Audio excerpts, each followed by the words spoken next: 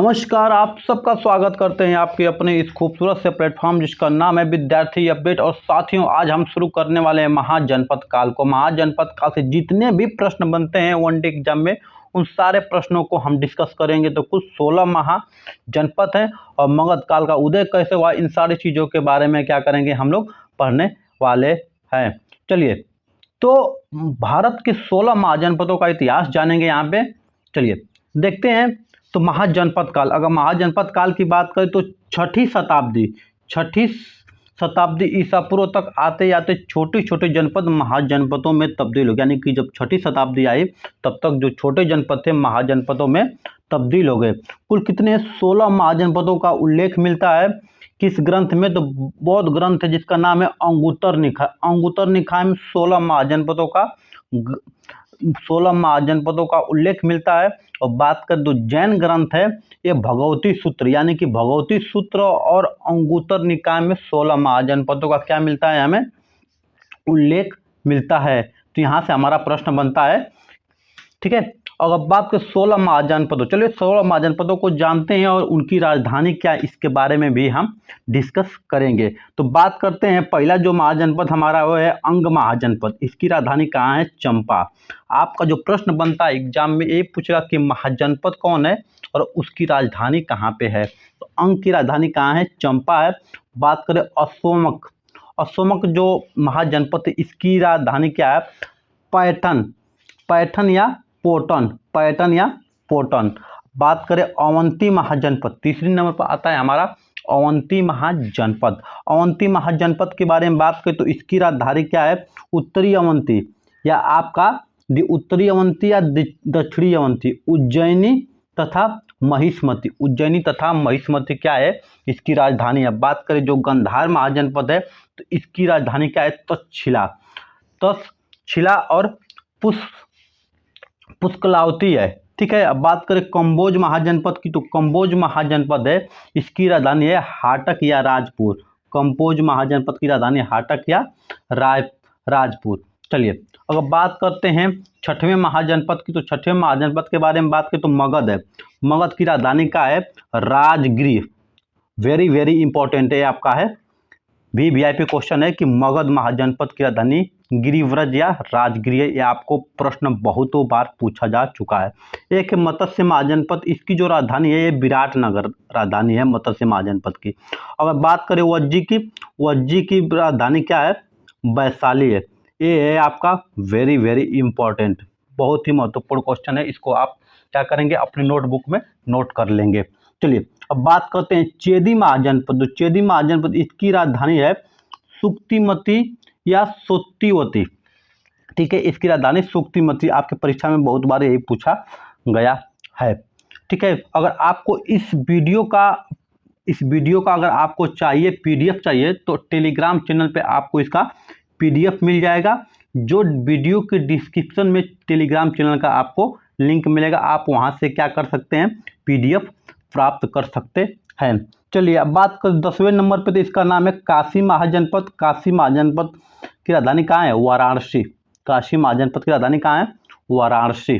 चलिए बात करें कौशल महाजनपद, इसकी राजधानी क्या है? श्रावस्ती है। और एक और है 12वां जो बहुत ही महत्वपूर्ण है वीआईपी क्वेश्चन, कुरु महाजनपद की राजधानी इंद्रप्रस्थ है। कुरु महाजनपद की राजधानी। चलिए अब बात करें जो 13वें नंबर पे मल्ल महाजनपद की जो राजधानी है ये कुशीनारा या पावा, ठीक है। कुशीनारा या पावा जो वर्तमान में उत्तर प्रदेश का क्या है? यूपी का एक जिला है जिसका नाम है क्या? कुशीनगर, जहां गौतम बुद्ध जी को क्या हुआ था? उनका परिनिर्वाण हुआ था कुशीनगर में। चलिए बात करें पंचाल महाजनपद, इनकी राजधानी का है अहिष्ठन है, यानी उत्तरी पंचाल की। और कंपीपल्य है क्या? दक्षिणी पंचाल की, ठीक है, पंचाल की। तो अगर बात करें 15वां सूरसेन की राजधानी क्या है? मथुरा कहाँ है? यूपी का एक जिला है जो पश्चिमी जिला है मथुरा, जहाँ पे बारिश क्या होती है?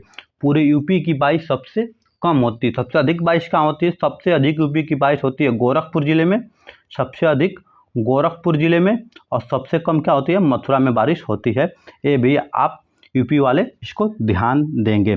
चलिए 16वां और लास्ट महाजनपद जिसका नाम है वत्स महाजनपद, इसकी राजधानी क्या है? कौशाम्बी है वत्स महाजनपद की राजधानी। चलिए अब आगे देखते हैं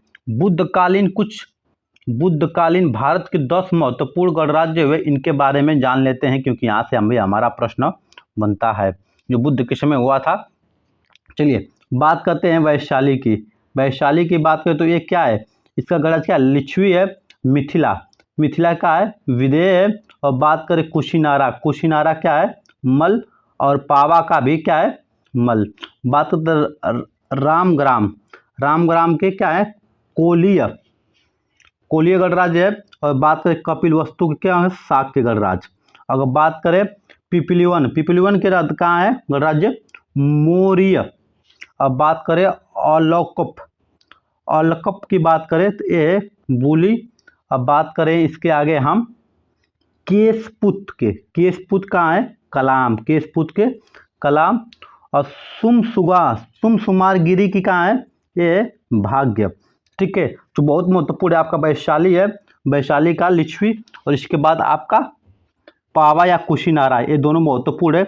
इसका आप दोनों का क्या है? एक ही है, मल्ल। इसके बारे में जान जाइए और इसको आप अपनी नोटबुक पे नोट कर लीजिए।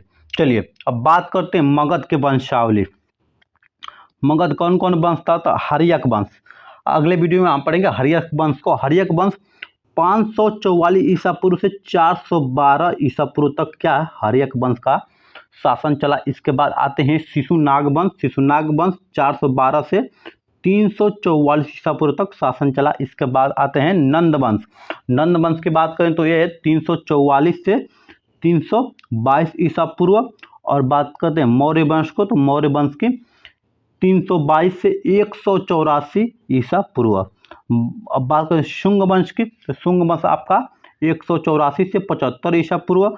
और कणव वंश की बात करें तो ये 75 से 30 ईसा पूर्व। इन सारे वंशों के बारे में हम डिटेल से पढ़ेंगे।